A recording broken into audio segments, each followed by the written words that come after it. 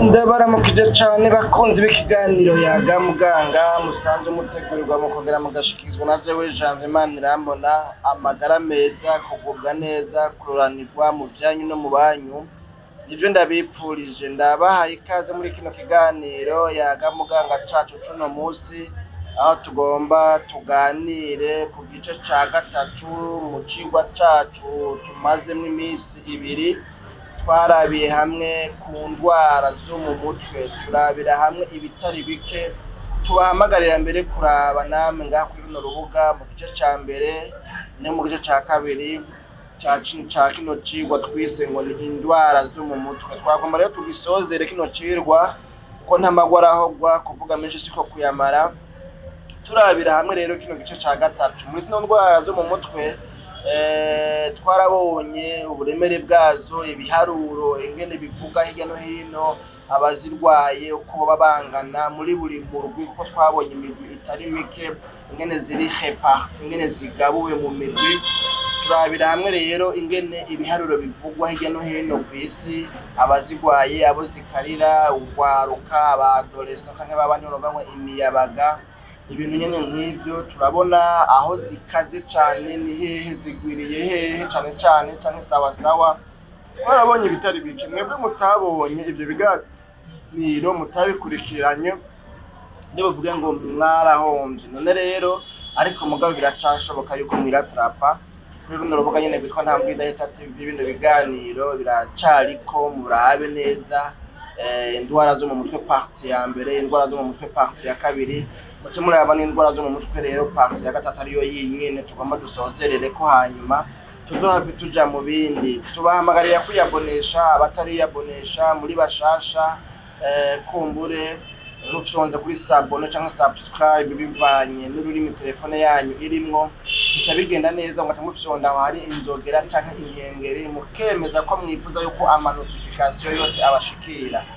Gutyo muzoba mukoze ikintu gihambaye kizotuma igihe cose dushizeko video muca mwironka. Muri no minsi dufise ibiganiro bitari bike turiko turabashikiriza, aho imisi yose tubashikiriza ibiganiro bitari munsi ya bibiri, kiretse ivyuma vyagoranye nyene. Murabona imashini, ugasanga umuyaga nkuba yeye canke nyene kumbure ivy'akazi ugasanga vyatwaye umuntu, canke n'amagara make murazi ko aregeye gishika ugasanga hitayemwo tunaturiya bivanye n'ingene nyene bimeze. None rero turiko tubashikiriza ibiganiro vyinshi, mu kiganiro igitondo gishasha, mu kiganiro umutima w'ubugingo, muri kino kiganiro Yaga Muganga, no mu kiganiro utuntu n'utundi. Aho hose turaganira ibitari bike.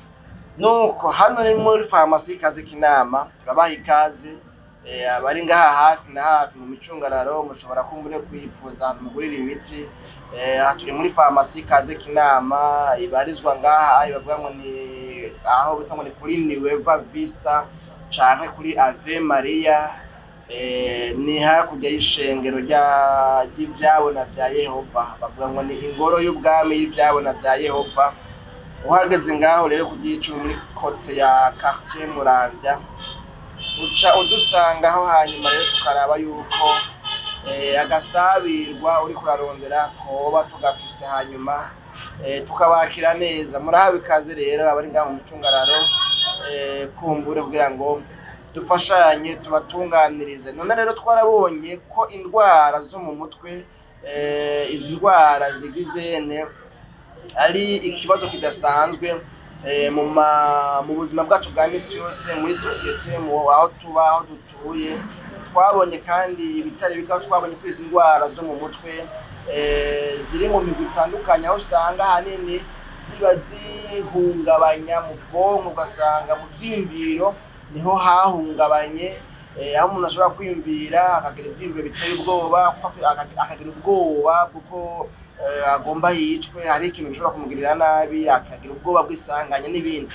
Twarabonye rero ko zihungabanya, novuga ngo ivyiyumviro, twabonye ko zihungabanya ingene umuntu ameze, novuga ngo ijunja afise uko asa, uko ameze, ukabona ko umuntu yihebuye, adendebukiwe, ukabona ko umuntu nyene agenda ahera, ukabona ko umuntu atari hari, umengo naho muriko muravugana ari mu yindi si, ukabona ko ubwenge buri ahandi hantu. Ubiravye ukabibona kuri apparence, novuga ngo physique yiwiwe hanyuma kandi twabonye yuko izi ndwara zo mu mutwe nazo hari n'izindi zihungabanya rero lo comportement, ugasanga umuntu inyifato yifata inyifato iri bizarre, yifata inyifato iri aggressive, ibyo abonye byose arakubita, aramenagura, aragirane canke akagira inyifato yo kurya cane, ugasanga umuntu birangajya nk'ibirasha nk'ibyo biribwa n'abantu nka batanu, ugasanga hariho inyifato novuga ngo itandukanye nuko yahora yifata, kandi bwakenshi iyo nyifato ugasanga ni inyifato idahuye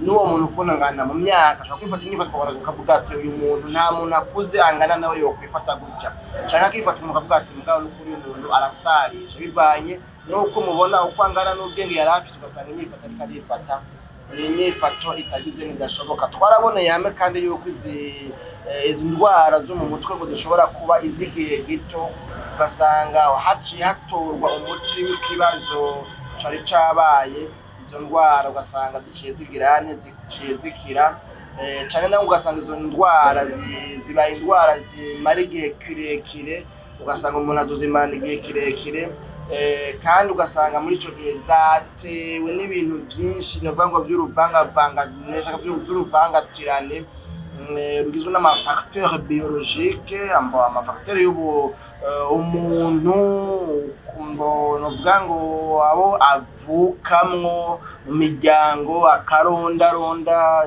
basoko na basokuruza hariya, ugasanga bibaye ibibazo bishobora kuba bitewe novuga ngo n'ivyiyumviro n'iki, ukuntu yiyumvira, ukuntu ubwenge bwiwe bukora, cyangwa ugasanga bitewe novuga ngo ibiteye izo ndwara ni bibera novuga ngo muri environnement, mu kibano, ibintu nyene nk'ivyo. Hanyuma ibyo byose rero iyo bitavuwe hakiri kare, iyo bitamenyekanye hakiri kare ngo bibe diagnostique, ibyo bintu biraheze bikagirane, bigatera ingorane idasanzwe ku magara y'umuntu agwaye, y'umurwayi, hanyuma bigaheza bikonona ingene ubuzima bwiwe bwa buri munsi yifashe, n'ingene yotera imbere ngo abone gushika ku mbona kazoza, ku ntumbero yifuza gushika. Ugasanga rero bizogirane, bizomugora kuba yoshika kumbure kumbona kazoza asanzwe afise yafikisije. None rero mu kiganiro yagambwa nka cuno munsi twagomba dusozerere ku bintu nka bingahe gusa, hanyuma duhave dusozera aho twagomba turabire hamwe rero mbega nibihe bituma canke bishobora gutera izo ndwara zo mu mutwe, les causes de ces maladies mentales. Mbega nibihe bikuru bishobora kuba isokorokamwo izo ndwara zo mu mutwe, zishobora guterwa n'iki ahanini, kugira ngo umuntu amenye nimba ari ukuntu yovyirinda vyirinde, canke igihe cyose yoba abona yuko ivyo bintu bimeze gutyo amenye ko ivyo bintu bishobora gutera izo ndwara zo mu mutwe. Nimba nk'akarorero dufate bishobora kuva mu muryango, mu karondaronda, amenye ati kwiwacu bakunda kugwara izi ndwara, nani ndashobora kuzirwara, rero nkwiye kwirinda gutya, nkwiye kwifata gutya.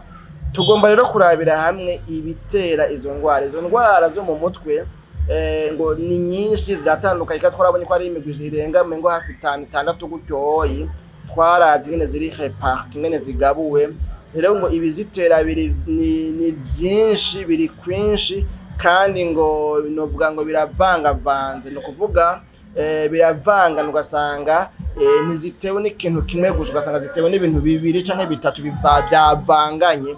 Hanyuma usanga rero muri ico gihe iyo combinaison y'impamvu imwe, zibiri, zitatu canke zirenga itumye umuntu ashika kuri rwa rugero, rwa rwego rwo kugwara izi ndwara zo mu mutwe. Rero muri bino bituma, muri zino mvo zishobora gutuma umuntu agwara izi ndwara novuga ngo zo mu mutwe, twagomba turabire hamwe ibintu bikuru bitatu bishobora bishobora gutera izi ndwara zo mu mutwe. Ubwa mbere, kimwe mu bintu bishobora gutera izi ndwara canke bishobora kuba inyanduruko ya zino ndwara, ni ibyo bitangwa na facteur biologique. Bavuga facteur biologique bagomba kuvuga ngo impamvu canke se imvo zikomoka kubo tuvukako mu miryango y'iwacu, zikomoka mu maraso yatuvyaye, niko ngira ngo novuga ibintu nyene nk'ivyo. tugomba kuvuga impamvu ziterwa n'imiryango dukomokamo. Muri ico gihe naho hari ibyo bavuga ngo ni genetique, akarundarunda. Iwanyu barakunda kumbure kuvuga ngo kugirane kubonekanwa abantu bagwaye izo ngwara zo gusara, ibisazi, guturubura, kugirane. Ugaca usanga rero amagene novuga ngo yabo, kuko nako tuvuka muri bo, ugasanga turamaraso yabo nabo baraduhaye kuko ukuntu tumeze, ko kubera umuntu arifata arareagisa akagira reaction isa canke yisanisha nabo avukamwo n'umuryango w'iwabo. Ugasanga iwabo n'abantu batuje badasaragurika, ugasanga umengo umuryango wose nuko umeze, ugasanga n'abantu nyene ishavu ryabo riri hafi, ugasanga n'umuryango wabo nikumeze. Rero ivyo bintu birabaho. Kubwiyo mpamvu rero hari impamvu zishobora guterwa no bango n'akarondaronda abo tuvukanamwo. Hanyuma kandi mu bijanye n'ayo mafacteur biologique ngo hariho ibijanye n'ingene mu mutwe hashobora kuba hari ikintu cabuze.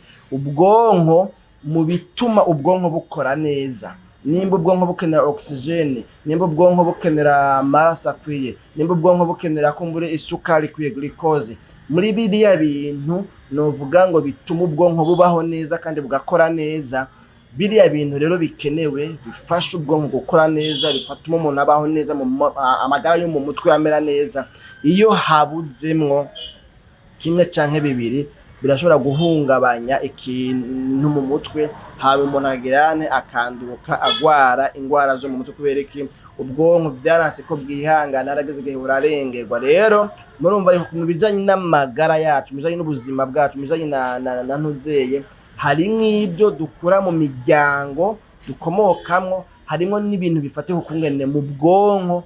Ubwonko bwabuze novuga ngo kimwe canke bingahe mu vyotuma ubwonko bukora neza. Muri ico gihe izo mpamvu zose zirashobora gutuma umuntu agirane novuga ngo arwara izi ndwara zo mu mutwe. Ikindi kigira kabiri tugomba kurabira hamwe, kiri mu bintu vyodufasha kumenya ati ibi bintu biri mu bintu bituma hashobora kubaho ingwara zo mu mutwe, nivyo tungo na ma facteur psychologique.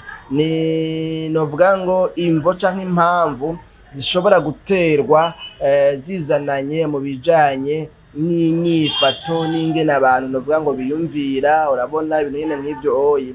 Muri ivyo navyo baca bavugamo ibijanye n'ubuzima umuntu yabayemo, kahise k'umuntu, experience de la vie umuntu yagize yabayemwo, kahise kiwe, mbega yabayeho novuga ngo ari impfuvyi, mbega yabayeho ari nyamwigendako, mbega yabayeho ibihe birebire novuga ngo afise solitude, ari wenyene, mbega yabayeho novuga ngo ataronka keya. Urayibona ibintu nyene nk'ivyo yabayeho gute. Iyo experience y'ubuzima bwiwe personnel harashobora kuvamwo ibituma uyu muntu yorwara indwara zo mu mutwe. Hanyuma kandi ibindi navyo kubijanye n'ama facteur psychologique, bijanye n'ingene umuntu novuga ngo yifata, bishobora gutuma umuntu yifata uko canke kuriya, kuko ama facteur psychologique n'ama facteur ashobora gutuma umuntu yifata uko canke kuriya. Bavugamwo yuko harimo n'ibintu bitangwa na traumatisme, novuga ngo guhohoterwa canke kuborezwa igufa. Ivyo bintu rero vyo guhohoterwa, ivyo bintu vyo kuborezwa igufa, ivyo bintu vyo kugirirwa nabi, gukorerwa nabi, ivyo bintu birashobora gutuma umuntu nawe nyene aca agera ku rwego rwo kuba yogira ntiyosara, akaja mwibarabara, agaturubura, bikamera nabi. Amatraumatisme iyo umuntu yafashwe nabi, yahohotewe, yarenganijwe, yaturatujwe, yagiriwe nabi, ubugizi bwa nabi umuntu agirirwa, ivyo bintu birashobora gutuma umuntu agira yifata inyifato irimwo iyi ngwara yo mu mutwe, kubera yuko vyamurenze, hageze igihe hararengerwa. Ikindi kintu kuri n'ama facteur psychologique ikivugwamwo ni bijanye n'uruhagarara, lo stress. Twaragize ikiganiro kivuga kuri stress ngaha kuri runo rubuga muze mu kirabe, aho twavuze ko hari ubwoko bushaka kuri bungahe bw'ama stress. Hariho stress novuga ngo ni stress aigu, hakabona stress rero chronique. rero stress chronique muri kino gihe niyo ishobora gutuma umuntu agwara indwara zo mu mutwe. Iyo stress chronique nayo ni ya stress, ni gwa ruhagarara ngo umuntu agize amaranye igihe kitari gito, ugasanga rumaranye nk'amezi nkangahe 2 3 kuduga. Muri ico gihe ubwo ruhagarara ntiruba rwatorewe inyishu. Iyo umuntu agize uruhagarara byasaba ko aca aronka inyishu y'ubwo ruhagarara. Iyo rero inyishu itabonetse, muri ico gihe uyu muntu ashobora gucagira, ashobora kugera igihe akananirwa, gwa ruhagarara akagera igihe arengerwa, agahava agaca arwariramwo indwara zo mu mutwe. Tumaze kubona novuga ngo imigwi ibiri ishobora guturuka, ishobora gutera canke ishobora gutuma habaho indwara novuga ngo zo kugira zo mu mutwe. Tubonye ama facteurs biologiques, tubonye n'ama facteurs psychologiques. Facteur ya nyuma cyangwa se umugwi wa nyuma w'ibintu novuga ngo bishobora gutuma habaho indwara zo mu mutwe nivyo tuvuga ngo n'ama facteurs environnementaux. Ayo ma facteurs environnementaux nayo ni ibijanye n'ibidukikije. Ibidukikije naho dukikijwe n'ibintu n'abantu. Muri ivyo rero bidukikije bishobora gutuma umuntu agwara indwara zo mu mutwe, ngaha berekana environnement familial. Umuntu, umuryango yavukiyemwo, umuryango arerewemwo, umuryango babana, umuryango abamwo, ukuntu umeze, ukuntu witwara birashobora gutuma uyu muntu agwara indwara zo mu mutwe. Vuba cyane mperuka kuja ahantu hamwe mu muryango, ibintu bitari byagenze neza, hari habaye ibintu byo kudahuza kumbure ko mu muryango. Hanyuma rero abavyeyi batahuza, hari ibyo batumva kumwe, hagera igihe rero bya bindi badapfa bavyexterioriza, babivuga, babishira habona, umwe wese agaragaza akamubakiye mu buryo butuma n'abana bavyumva. Hanyuma rero muri ayo majambo avuye muri uwo mubano mubi hagati y'uwo mugabo n'umugore, habayeho kuvugana ngo azonyica, bucanyica, buca banyica, buca bagirane, wama mu manama yo kunyica, yo kungirira nabi. Ivyo bintu rero abana baba muri iyo famille, iyo environnement familial, byarabafexe, byarabagize ko, byarabahinduye, byarabakomerekeje. Umwana akumva umuvyeyi umwe abwiye umuvyeyi wundi ngo wewe ugiye kunyica. Abana rero baca babaho bumva ngo umuvyeyi wanje agiye kwica umuvyeyi wanje. Urumva yuko baca bumva dosiye y'ubwicanyi hagati y'abavyeyi babo. Mu bana bato bato bataramenya kudijera ibintu nk'ivyo, hageze igenga imitima iza yiruka, bakagangabuka mw'ijoro, uravyumva, barota ngo umuvyeyi wabo arishe umuvyeyi wabo nyene. Urumva abavyeyi barishanye hagati yabo. Abana bato bato bagira ubwoba, barakanguka. Muri uwo muryango rero ngiyeyo tugiye kubumviriza, nibaza ko ngaho ntangorane kuko ntawe utamenya ngo nibande canke byagenze gute canke hari ryari. Ni ukuvuga yuko tugiye kubumviriza b'abana bato bato byakoze ko byakomerekeje, batagomba kubona umuvyeyi n'umwe muri bo avamwo. Baciye bagira ubwoba gati yo ko haje rero imiryango karabaye, noneho baramutwara umuvyeyi umwe, uyu baramutwara, abi wabo baramutwara, baravyumva, abo akomokamwe baramutwara.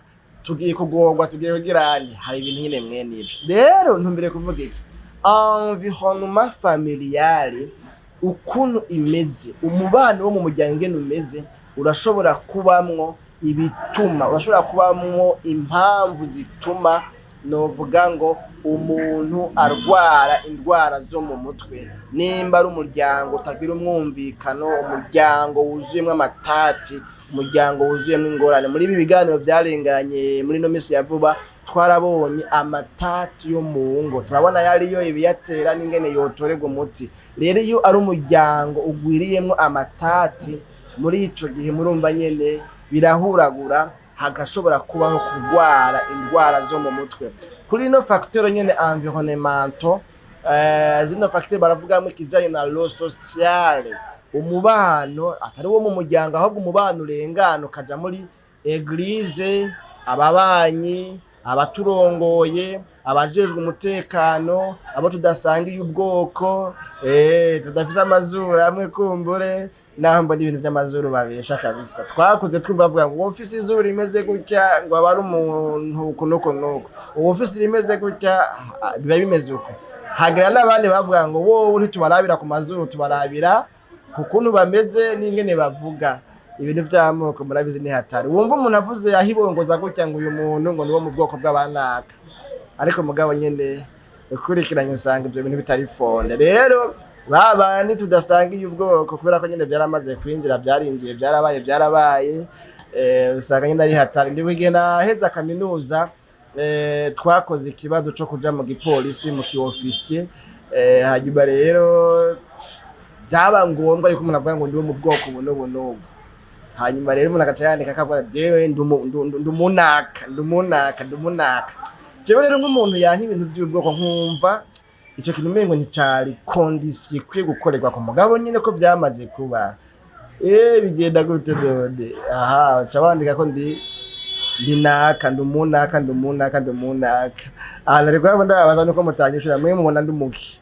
Ibi bintu byo kuvuga ngo umuntu ngo asa gutya ngo ni umunaka, wapi nasanze babesha ibintu nyene nk'ivyo. None rero lo social, ibyo mu kibano, mu mubano, abo tubana, ababanyi, abo duhura nabo, dusangira nabo, dukorana, twigana, twirigwana, abo nabo nyene ngo iyo umubano utifashe neza harashobora kubamwa impamvu zitera kurwara indwara zo mu mutwe. Izo mpamvu nazo ni wa mubano mubi, kwa kuntu nyene umuntu dufate turazi ko habaye inzankano hagati y'abahutu n'abatutsi, hakabaho no kugiriranira nabi. Ibyo byo nyine bashobora guhungabanya mu mutwe, umuntu akaba azi ko bamwanka. Tweje narabaye Zambia, twabaho tuzi yuko abazambiya batwanka, hagize igikoma twamenya tuti aha nta wontabara. Ababaye za Mozambique na za Afrika y'Epfo barabizi ko no ku murango ushobora kwibwa ntihagire umuntu agutabara. Ushobora guterwa mu ijoro abo mu rupango ntibavyuka kugutabara, ushobora guturirirwa kwiduka. Ivyo rero byo mu kibano, iyo ubana n'abantu bitameze neza, mutabanye neza, birashobora gutuma uba traumatized, urashobora kugira uba trouble, ugatrubura, ukagwara indwara zo mu mutwe. Nibaza ko ivyo vyumvikana. Ubaye mu kibano kitarimwo novuga ngo mubano mwiza, ibintu biraba nabi. Hanyuma ikindi naco mu bijanye n'ama facteurs environnementaux, ku bijanye n'ibidukikije, turakikijwe kandi n'abantu dukorana ku kazi. Naho nyine ku kazi iyo bitameze neza, umuntu aturatuzwa, aturubikwa ku kazi, umukoresha nabi, umukoresha mubwira nabi, amutuka, mugaya, musuzugura. No ngaho naho nyene murumva yuko usanga bitoroshe. Rero ni ino migwi itatu tuboneye hamwe ishobora kugira gukomokamwo ibituma habaho indwara zo mu mutwe. Tubonye ibijanye n'akarondaronda abo tuvuka ku imiryango tuvuka ko, tubonye ibijanye n'ivy'umubiri ukenera cyane cyane ubwonko. Iyo ubibuze ko naho nyene umuntu ashobora kurwara indwara zo mu mutwe kubera ko hari ibintu yabuze mu bwonko. Tubonye ubwira kabiri ibijanye n'amafacteur psychologique, n'amafacteur ajanye novuga ngo n'ivyo umuntu yabayemwo bituma yitwara gutya. Tubonye ibyo tuvuga ngo ni experience de la vie, tubonye ibintu by'amatraumatisme, tubonye ibintu by'amastress. Ayo n'amafacteur psychologique. Kubera muri psychologie bavuga ngo umuntu ni résultat de son passé. Umuntu wese, chaque individu est le résultat de son passé. Ntakararo jewe ndi résultat, ni fatuku, ni twaruku, nkoruku, mvuga gutya kubwa kahise kanje kajuwa role nini muri comportement yiwanje. Ugomba kumenya igituma nitwara gutya, ugomba kumenya igituma nshavura n'ingoga, ugomba kumenya igituma jewe nkazi, ugomba kumenya igituma jewe ndumureseferi, ugomba kumenya igituma jewe atabagenzi benshi nshaka, ugomba kumenya igituma jewe ntwenga cyane, ugomba kumenya. Bisaba ko vyimba muri kahise kiwanje. Niwa parvena kumenya neza kahise kiwanje, uraza kubona igituma nitwara gutyo. uraza kubona igituma nigunga, uraza kubona igituma nezerwa nuko ndi mw'isi ya jenyene, uraza kumenya igituma. Ubwa gatatu tubonye umugwi w'amafacteurs environnementaux, ni ukuvuga impamvu canke imvo zitera indwara zo mu mutwe kubw'ibidukikije. Ibidukikije navyo tubonye ko bihera mu muryango, tukaja mu kibano tubanyemwo n'abandi, tukaja no mu bo dukorana, aho hose harashobora gukomokayo ibituma umuntu arwara indwara zo mu mutwe. Hanyuma duteye twegera imbere twari kuvugana kuri traitement y'izi ndwara, ariko rero traitement y'izi ndwara ntitubabwira kugenda mugire ji y'umucungwe ngo muducamukire indwara zo mu mutwe. Wapi, izi ndwara zo mu mutwe zirafise ingene zivurwa. Mu buryo zivurwamwo rero ahanini novuga ngo ahanini ni uburyo bubiri. Hariho novuga ngo thérapie par la parole, psychothérapie. Iyo psychothérapie rero umuhinga yanonosoye ivy'indwara zo mu mutwe canke se ivy'inyifato, aba psychologue canke aba psychiatre, abo bantu barakumviriza bakiga kahise kawe, ya mafacteurs yose twabona ashobora gutuma umuntu agwara indwara zo mu mutwe, hanyuma bagaheza bakaguha impanuro ngenderwako, bakakuvura bakoresheje amajambo, bakoresheje ubuhinga bize. Barakubwira ngo wifate uku, witware uku, bigenda uku. Muri ico gihe urashobora gukira hakoreshejwe iyo psychotherapie. Kubera iki? Hariho ivyo bamenya n'imikenyo bakubwira ati bigenda uku. Bitabaye uko naho hari igihe bagirane bahitamo kuguha impanuro hamwe n'imiti yo kunywa bivanye n'urugero biriko. Rero kubw'iyo mpamvu urumva yuko kuvurwa ni kwa muganga, bakamenya ati dukoresha impanuro canke dukoreshe n'imiti. Nigeze kugenda kwivuza kwa Rojanti kuko narigeze kuba mfise amatrouble psychiatrique, ntaryama, ntasinzira, ntaronka itiro. Ico gihe baca umu psychologue ngo abari we anyumviriza. Sinarinzi ko aba psychologue ata miti bandika, burya aranyumviriza, arambwira, aranyereka, ambwira ngo genda. Ndavuga ako nta nakanini na kamwe mpaye, numva umengo nataye umwanya wanje kubona tuvuganye umwanya ungana gutyo, mugabo ntampe n'umuti n'umwe. None rero ni izo ndwara zo mu mutwe twari tumaze umwanya turavugana ko ivy'ingene zivugwa navyo murumva yuko ari mpaka kwa muganga. Ico gihe jewe numva yuko umengo nyene ndahombye kubona mvugana n'umuganga mugabo ntampe akanini kaza kumfasha gusinzira. Ico gihe ndibuka yuko yabaye obligé kumpa umuti nonwa. Ico gihe ngo yampaye utunene twitwa Nozina comprimé, ariko naho nyene narinze kuja kubaza abasanzwe babikora, kubera ko wewe yumva ko umuti yomvuza ari amajambo nayo yarambwiye menshi ibijanye n'ivyo, ingene nyene umuntu yequilibra ivyo akeneye gushikako, lo ça, lo moi et lo sur moi. Nibaza ko abazi ako gateori kumbure muri psychologie barabizi. Nivyo yampanuye yakoresheje ingene ngo umuntu akenera ibintu ibi, muganga bakamwereka yuko kugira ngo abironka ategerezwa kubanza kuba afise amafaranga, ategerezwa kubanza kuba afise ibi n'ibi. Hanyuma rero iyo yabibuze ngo ntiyihangane, ngo ariho ngo aca aremerwa ibintu nyene nk'ivyo nyene gutyo, yibaza ngo ari bumvuza ayo majambo nyene. Nuko imbere ko dova turangiza rero twaba tubabwira yuko ngo nubwo hariho intambwe ishimishije yatewe mu bijanye no kudafata nabi abagwaye ingwara zo mu mutwe, ngo abantu baze barabavuga nabi, babanime ngo nabasazi niki, ibintu nyene nk'ivyo. Ugasanga mbere bo novuga ngo kumucira umukenke, bo munena, bo mwizora, bo muhunga, ntibashake nuko bosangirira ku isahani imwe.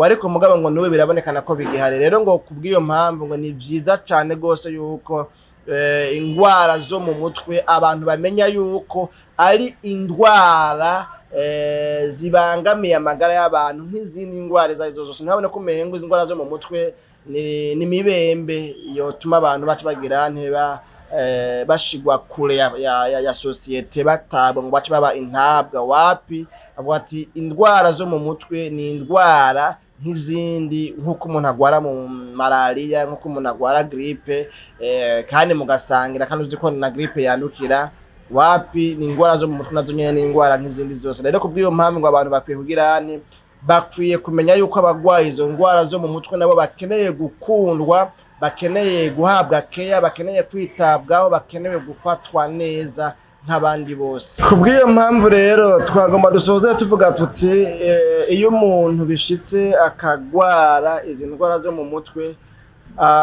ababanyi abagenzi abajyango bakwiye kumwirukira bakwiye kumuronderera ubufasha bakwiye kumuronderera umuganga uwo muvura kugira ngo ibintu bigene neza bigarukire hafi kubera yuko ari indwara umuntu ashobora kugwara kandi agakira igihe cyose burya hamenyekanye icyatumye umuntu agwara biba bikunda biba bishoboka yuko umuntu akira kubw'iyo mpamvu rero umuntu agwaye indwara zo mu mutwe akwiye kwirukirwa hanyuma nawe nyine nimba kumbure ayigwaye mbwa kurugira ashobora kugira kwiyirukira akwiye gutabaza umuganga canke abaganga banonosoye indwara zo mu mutwe kugira ngo bagire bamuvure bamufashe bamwiteho kuko indwara zo mu mutwe ni indwara umuntu arwara agakira nuko rero bakunze b'ikiganiro Yaga Muganga mwagikurikiranye mwakoze turabashimiye cyane naho ubutaha mu kiganiro Yaga Muganga mwari muterabanye na jewe Jean Imana irambona.